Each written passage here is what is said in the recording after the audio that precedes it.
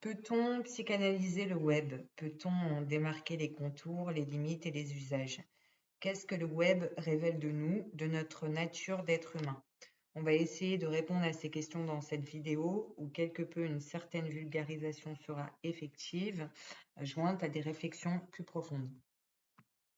Narcissisme, sain ou malsain? D'un côté, et comme il est coutume de dire et d'entendre, le narcissisme aurait un côté malsain. On entend beaucoup de nos jours et de manière souvent inappropriée le terme de pervers narcissique, ou encore qu'avoir trop de narcissisme en soi pourrait être destructeur. Se regarder à travers un écran, prendre des pauses pour refléter telle image de soi pour essayer de correspondre à une norme entraînerait de facto des effets délétères. D'une part, c'est se fondre dans une masse, ressembler à tout le monde sauf à soi.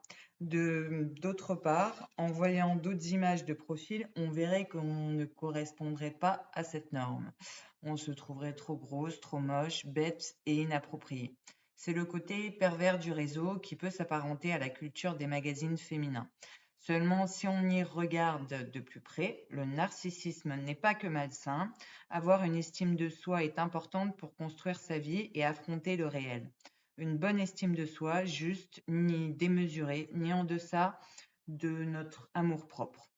Seulement, cette surabondance d'images peut l'altérer. On pourrait même se perdre soi-même à se montrer ou à correspondre à un soi qui ne nous ressemble pas. Venons-en à notre désir. Serait-il démultiplié ou écrasé? Le désir est considéré comme une chose qui nous anime et vers quoi nous voulons tendre, une chose qui nous manquerait. Mais déjà, en tant qu'être humain, ne sommes-nous pas constitués comme des êtres manquants? Faut-il accepter ce manque, le redouter ou vivre avec? Il y a des manques ou des séparations nécessaires à vivre, séparation de la mère en l'occurrence, des investissements, des surinvestissements psychiques produits en l'autre. L'autre qui nous a façonnés par son vécu, son être, sa parole. On se construit dans la parole de l'autre. Il est sûrement nécessaire et plus sain de se détacher de ce discours qui nous a façonnés. Et peut-être justement par ce biais, trouver sa propre voix et voix OIX. Mais peut-on absolument se détacher de cette formation? Initiale, primaire, pourra-t-on dire? Peut-être pas à 100%, mais on pourra sûrement s'en décaler pour éprouver plus d'aisance dans la vie, être moins inhibé. Revenons donc à notre désir basique. Pourra-t-il être démultiplié en voyant le désir des autres sur la toile, comme Facebook ou Instagram? Un tel a des enfants, j'en ai pas, en ai-je envie? Est-ce mon désir ou le désir de l'autre, son reflet? Est-ce que notre désir dès lors sera écrasé par cette surabondance d'images ou on ne saurait se trouver et trouver son propre désir?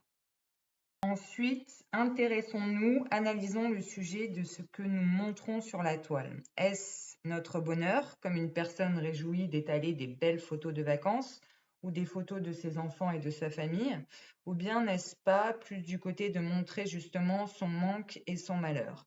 Ce n'est pas anodin quand une personne sur Facebook ou Instagram publie telle photo. Le fait-elle pour avoir de l'attention, pour rendre des autres jaloux, de justement cette façade normative propre aux réseaux sociaux, ou bien vraiment, oui, ça peut être ça, je suis heureuse, regardez-moi, j'ai besoin de le partager. Montrer son manque, ce serait montrer son manque à être. Comme pourrait dire Lacan, l'être humain a un manque à être. On pourrait dès lors le considérer comme notre malheur. Si nous ne sommes pas des êtres pleins et entiers, si nous sommes des êtres de manque. Justement, peut-être que cette pratique délétère et abusive des réseaux peut remplir notre manque d'être humain alors. Cela nous permettrait de nous sentir plus complets ou bien plus vides. Nous pouvons laisser ces questions en suspens. Continuons avec le regard de l'autre. Le prisme dans lequel l'autre nous regarde, celui qui est derrière son écran par exemple, celui qui nous juge. Sartre écrit qu'autrui est le médiateur indispensable entre moi et moi. L'autre nous fait découvrir des aspects de notre être. En nous décrivant l'expérience de la honte, Sartre décrit un sujet faisant un geste déplacé, par exemple se gratter le nez. S'il est seul, ce geste ne produira rien pour Sartre, mais en public, le regard de l'autre sera porté sur lui. Le sujet devient objet d'un regard. La toile du web est jeu de regard, mais le regard que les autres porte sur nous, n'est-ce pas notre propre regard aussi? Le regard de l'autre comme le grand hôte chez Lacan qui peut être synonyme d'inconscient. Le premier à nous juger, n'est-ce pas nous-mêmes? Au-delà de Sartre, une personne chez qui le grattage de nez posera un problème en public, lui posera autant un problème en privé. Elle ne le fera pas, elle ne se grattera pas le nez seule, sachant qu'à ses yeux, ce geste peut être considéré comme indigne et sale. Une partie d'elle qui la regarde, un surmoi, une autre instance décrite par Freud, mais une instance qui ne serait en ce lieu pas si problématique que cela. Passons au sujet de la haine, constitutive des réseaux et bien souvent décriée ou qui pourrait être jugée comme un déversoir à la pulsion. Nous pouvons nous interroger, est-ce le reflet des pratiques du web ou bien cette haine est constitutive de l'être humain? Nous pouvons dire d'un côté que le web déforme, peut-être agrandit la pratique de se décharger en mots infâmes à l'encontre d'une personne, d'un sujet ou d'un contenu qui ne nous plairait pas et qui réveillerait la bête en nous. Par le fait que nous sommes à distance corporelle de la personne prise en grippe, on pourra lâcher notre haine plus facilement, lâchement. Après, à regarder de plus près, est-ce vraiment le web qui alimente ce puissant affect en nous? Ne pourrait-on pas plus penser que la haine, comme l'amour, est constitutive des sentiments humains? La haine aurait sûrement et malheureusement autant de place que l'amour. Doit-on en être effrayé, touché, ou bien doit-on la traverser? Cette haine, pour celui qui la produit, est peut-être à interroger dans un cabinet d'un psychologue. Elle révélera peut-être d'autres affects plus anciens. Elle sera considérée peut-être aussi au présent comme un déplacement d'un territoire passé. Maintenant, parlons de la relation à l'objet téléphone. Cet objet peut s'apparenter à un principe de substitution du sein maternel, par exemple, un objet qui peut rassurer un enfant quand il le voit, constituant ainsi son amour, mais sa haine aussi quand il est plus à sa portée. Nous pourrions parler d'un objet bon et d'un objet mauvais, comme chez Winnicott par exemple, ou dans les travaux de Mélanie Klein. Cet objet qui nous manque quand on l'a pas, mais cet objet qui nous fait aussi du bien quand nous le mettons en mode avion et en sourdine par exemple de toute notification. Nous pouvons dire que le téléphone, quelque part, est le portail d'entrée de notre intime. La personne qui nous écrit trop souvent, par exemple, qui s'invite dans notre intimité avec une petite sonnerie qu'on pourrait aussi qualifier de délétère. Est-ce que l'assurance, n'est-ce pas d'avoir quelqu'un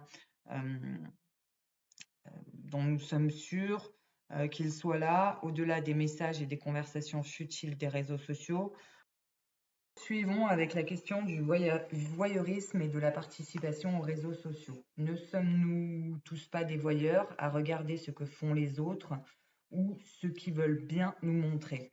L'être humain, dès lors, serait un voyeur. Pour certains, cette question du voyeurisme leur pose un problème. Et d'ailleurs, une psychanalyste pourrait répondre qu'il n'y a problème que dans la mesure où cela vous pose un problème. Alors, participer serait-il considéré comme plus moral, plus sain? Nous pouvons en douter. Faisons une analogie un peu osée avec les orgies d'ordre sexuel. Oui, parce qu'il existait des orgies d'ordre alimentaire et intellectuel. Est-ce certain qu'en y participant, nous serions moins culpabilisés dans notre voyeurisme d'être humain? Nous pouvons assurément en douter. Le voyeurisme autant néfaste qu'une quelconque participation à des activités humaines dégradantes, comme certains pourraient le dire. Et on reviendra à cette notion, ça n'est un problème que dans la mesure où cela vous pose un problème. Nous conclurons là-dessus. Est-ce que toutes ces pratiques du web ne sont-elles pas là pour cacher ou révéler justement notre angoisse de finitude? Aujourd'hui, on publie sur des réseaux une vidéo. Si on ne la retire pas, ou une publication, elle restera gravée dans la toile du web, gravée dans la matrice, comme corps de la mer par exemple. On peut dire qu'on ne sera ni né, ni à naître, puisque coincé dans la matrice. La matrice serait alors le web.